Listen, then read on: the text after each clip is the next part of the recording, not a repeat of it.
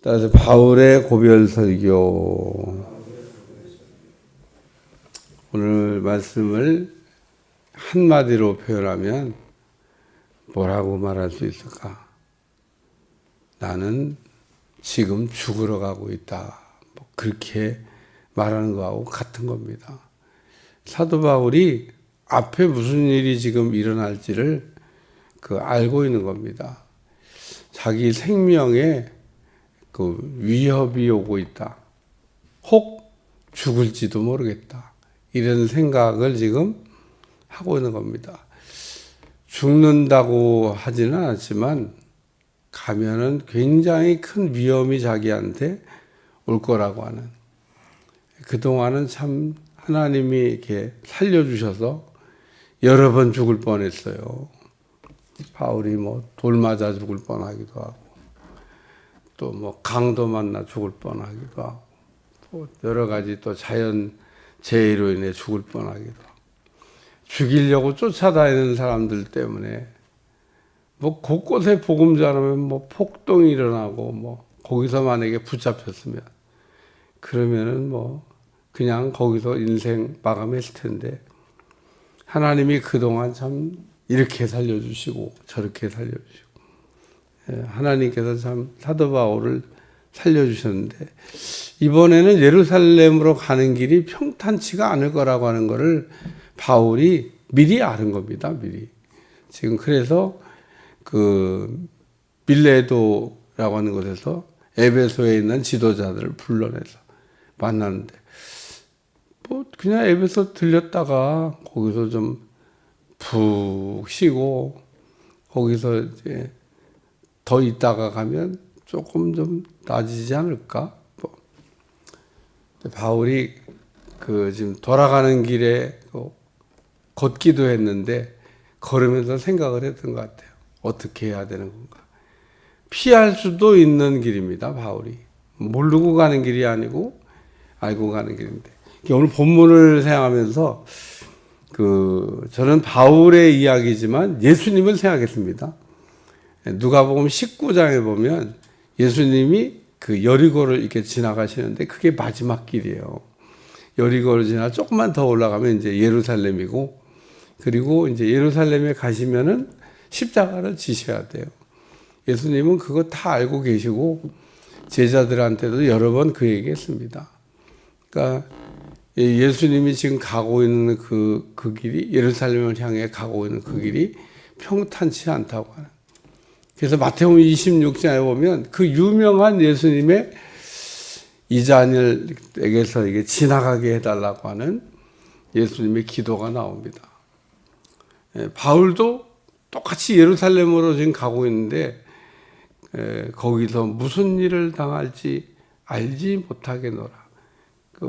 죽을지 살지 혹은 기타 어떤 일이 날지는 모르겠지만, 그러나 중요한 거는 굉장한 자기의 큰 위험이 한 일이 일어날 거라고 하는 거는 알았던 겁니다. 제가 성령님에 대해서 또 하나님에 대해서 이렇게 얘기하면서 하나님이 일하시는 방식이 가르쳐 주시기는 하는데, 말씀하시기는 하는데 다 얘기하고 우리를 이렇게 움직이게 하시는 것은 아니다. 그러니까 하나님이 알게 하시는데 이제 거기 가봐야 하는 거예요. 가봐야. 그래서 하나님이 이렇게 말씀하시는 내용을 우리가 잘 듣고 하나님이 하라고 하는 데까지만 하면 되는 겁니다. 다음 일은 하나님이 보안상, 왜냐하면 그게 하나님의 입을 통해서 이게 말씀이 터져 나올 때 마귀가 딱 들으면 가만 놔두겠어요. 마귀가 하나님의 일을 방해하는 게 주업인데, 그러니까 마귀가 하나님이 하시는 일을 어떻게 방해할 수가 없어요. 왜냐하면 하나님이 그렇게 일을 안 하시니까.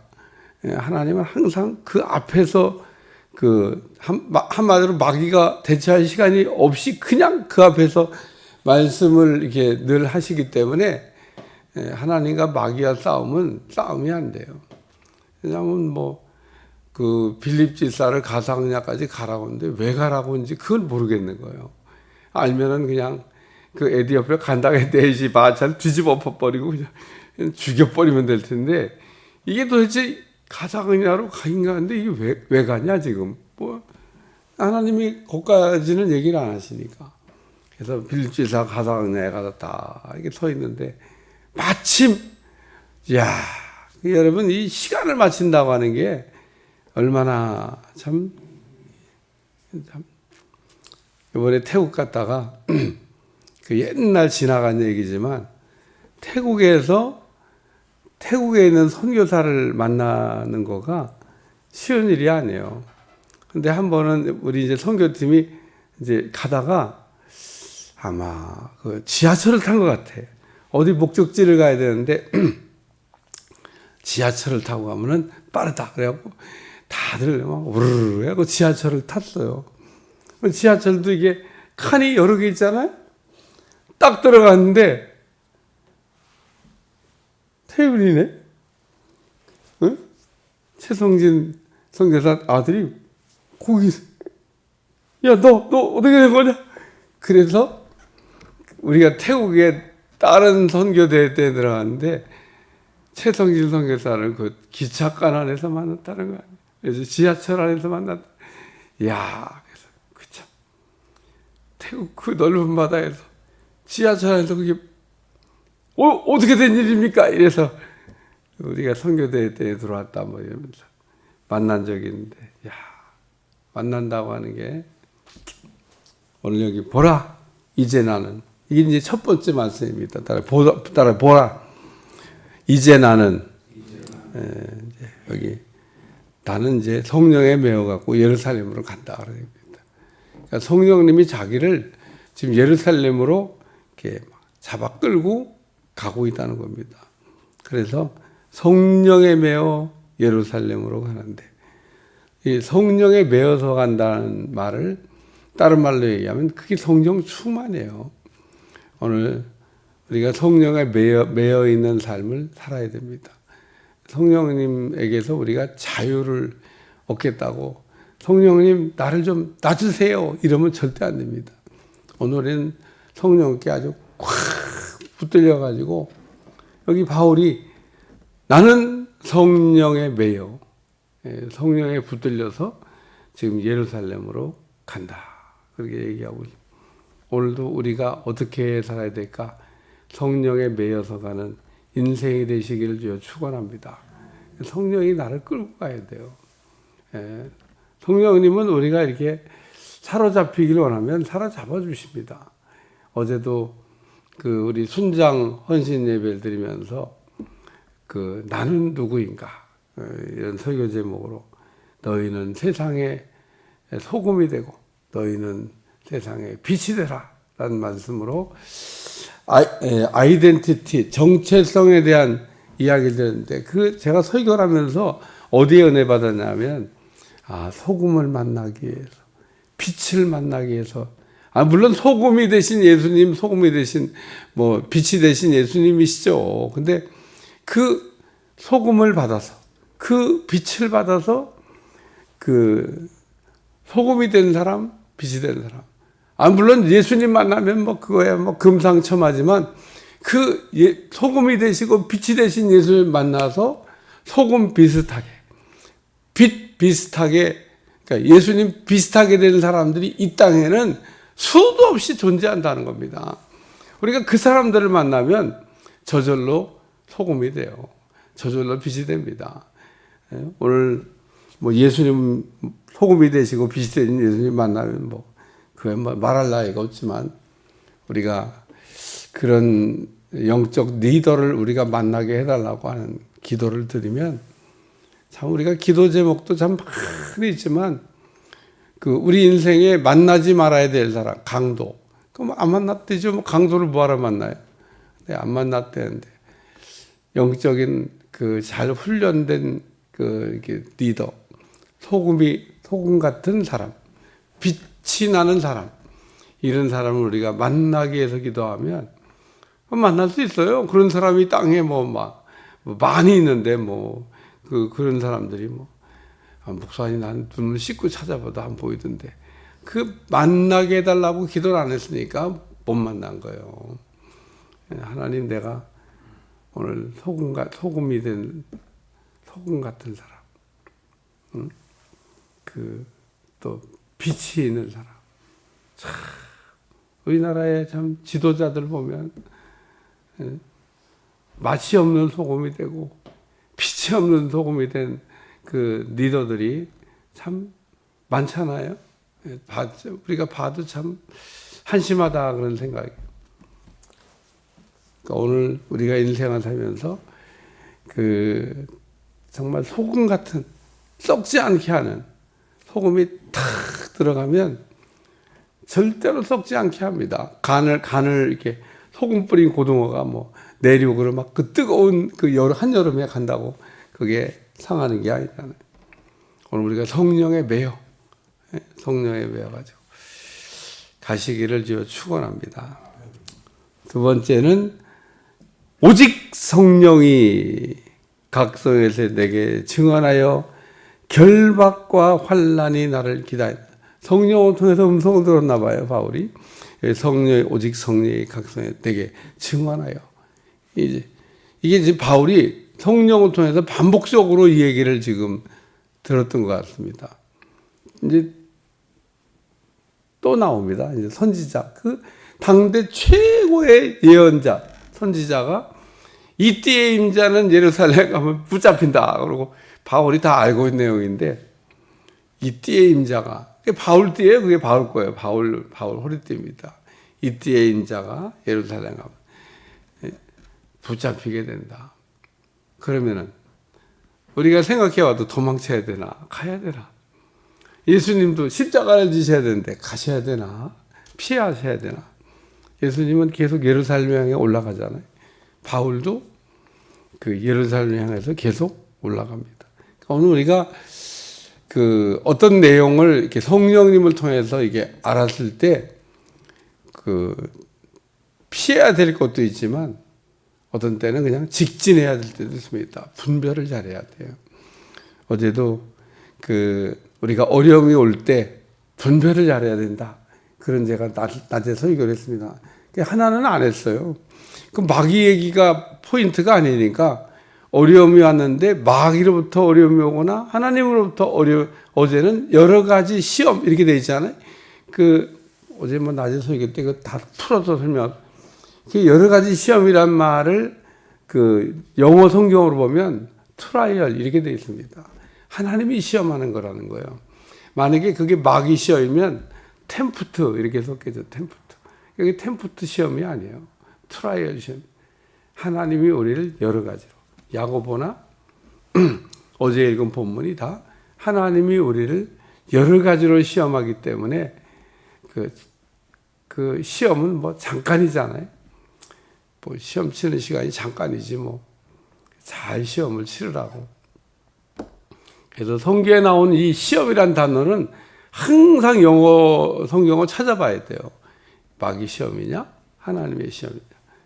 그래서 어려움은 마귀로부터 오기도 하고 하나님께서 우리를 이렇게 어렵게 하기도 하는데 하나님 우리를 어렵게 하는 거는 약한 거를 강하게 약점을 보완해서 장점이 되게 우리의 온전하지 않은 우리를 온전하게 만드시려고 우리를 트라이얼 시험하시는 거죠. 이 시험을 잘 이렇게 합격하면 온전해져요.